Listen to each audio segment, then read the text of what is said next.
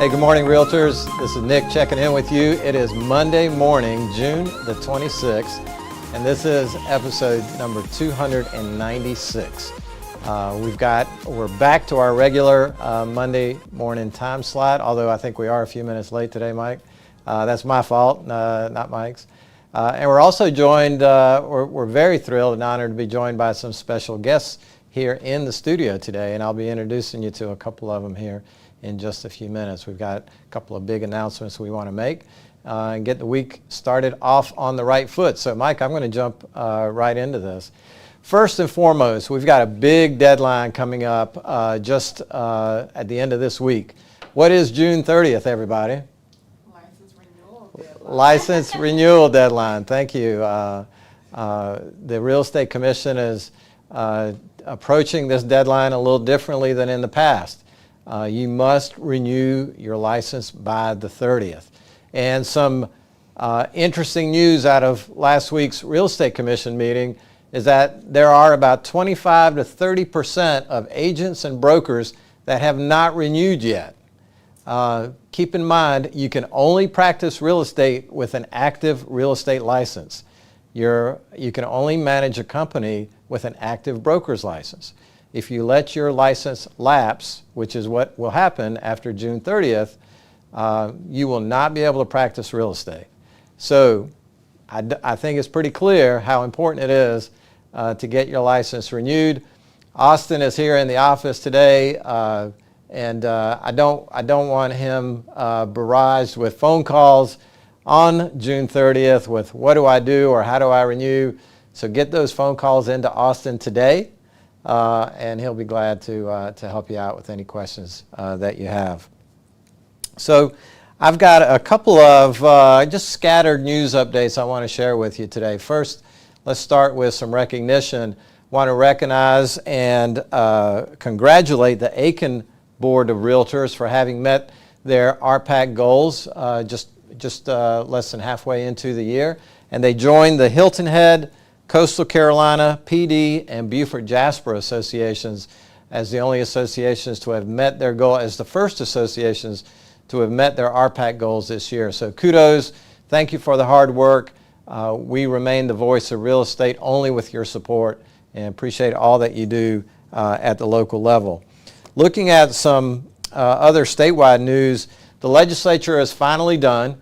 The budget was passed, sent to the governor's desk. The governor did make a few vetoes,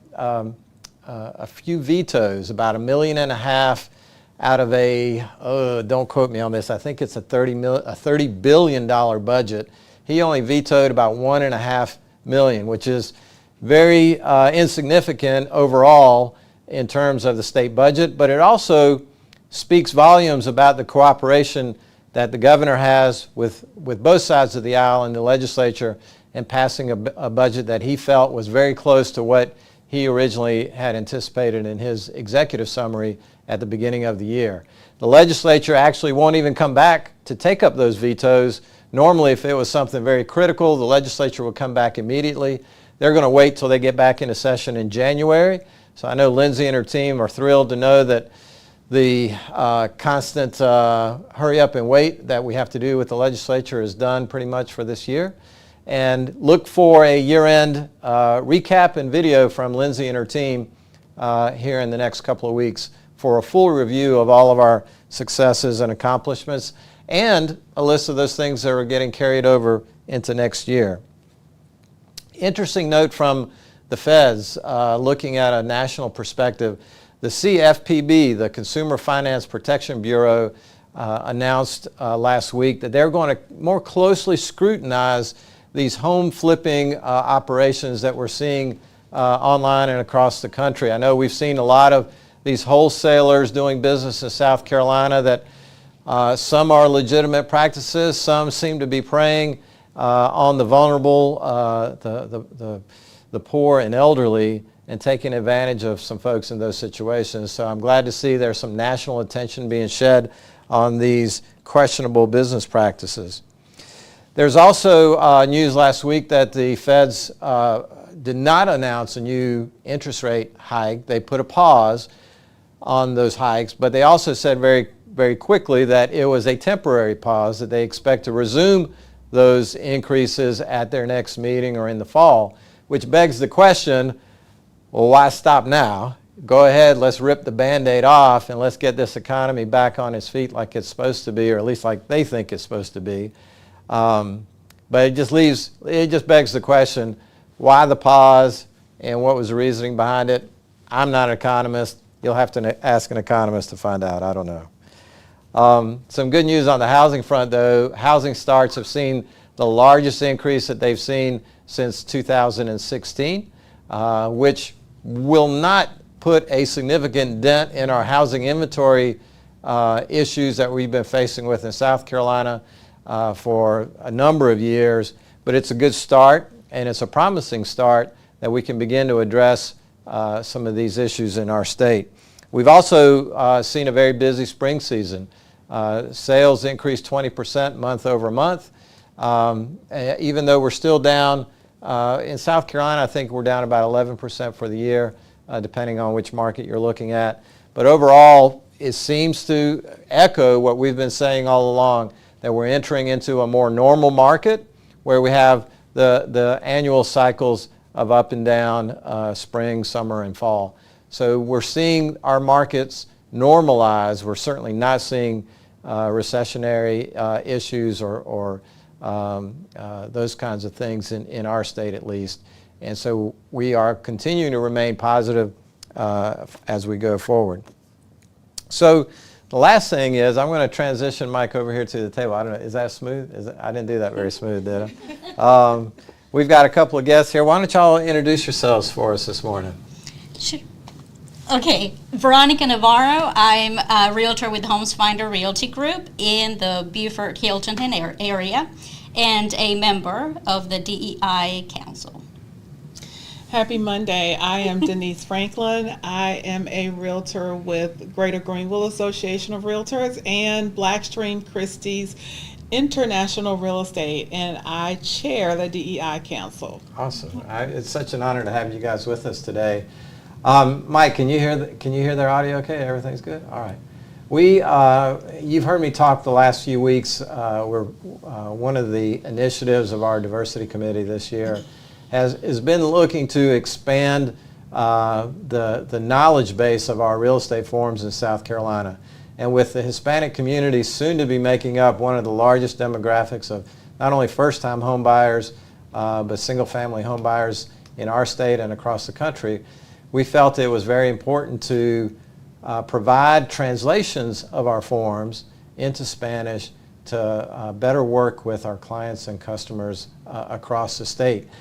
Denise, can y'all tell us a little bit of why you think it's important to have these forums in a Spanish translation for our members? Absolutely. As you indicated, the Spanish population is the fastest growing new homeowner, and we wanted to make sure that while these are not legal documents, we wanted to make sure that they are able to read in their native language all of the real estate documents, the forms necessary to purchase a home.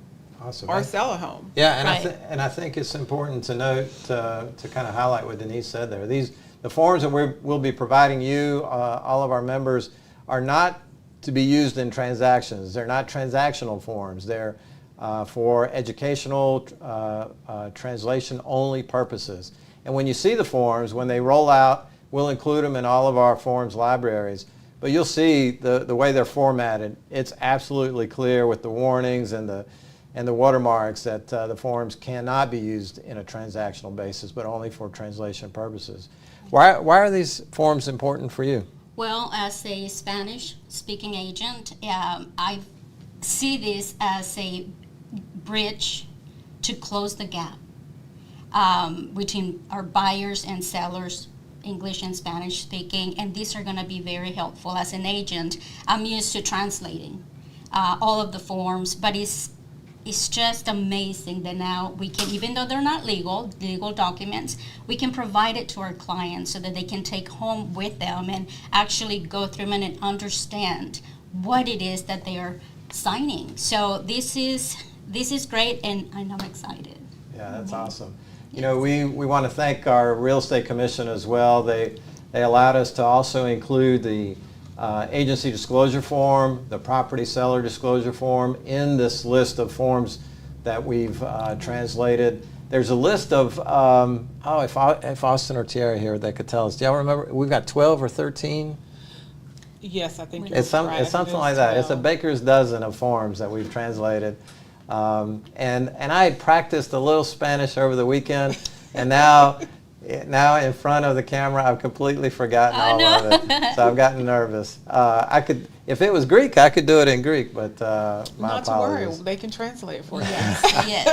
Yes, we can. So we are actually going to be shooting some promotional videos. We've got some some additional guests here in the studio today. And you'll be seeing all of these rolling out over the next few weeks. The forms will be announced and formally put out on July 10th. I believe that's our launch date. And if you have any questions, please contact our legal hotline and we'll be able to assist. So Mike, should I move back over to the, can you get me? No, I can't move? Is that one there? All right. So I'm looking at the wrong camera. Here we go. I've totally screwed this up. Sorry, guys. Oh, we're on this camera? No, we're on this camera. That's what I thought. Nick, do you mind if I just add one more thing that I believe is Sure, very important? go ahead. As Latinos or Hispanic, we all come from different countries, and our Spanish is going to vary. The words are going to vary, so it's very important to know that these forms are a generic Spanish that we, mostly all of us, can understand, but just know that, again, it's a huge step, and we need to make it work. We need to understand it so that we can provide it to our clients, and just be patient and make the best of these forms, which are great. Awesome. Absolutely. Yeah. Thank you. That's some great feedback, and we appreciate everyone for being here today. We appreciate you for listening back home and putting up with my nonsense, not knowing which camera to look into and all the other stuff. So with that, Mike, I think we're going to wrap it up for today. Realtors, hope you have a great week. Stay safe, stay realtor strong, and we'll catch up again real soon. Take care.